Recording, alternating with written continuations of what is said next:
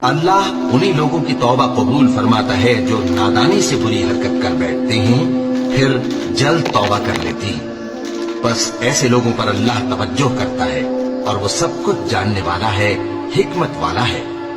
और ऐसे लोगों की तौबा कबूल नहीं होती जो सारी उम्र बुरे काम करते रहें, यहाँ तक कि जब उनमें से किसी की मौत आ मौजूद हो तो उस वक्त कहने लगे कि अब मैं तौबा करता हूँ। और न उनकी तौबा कबूल होती है जो कुफ्र की हालत में मरे। ऐसे लोगों के लिए हमने दर्दनाक अजाब तैयार कर रखा है।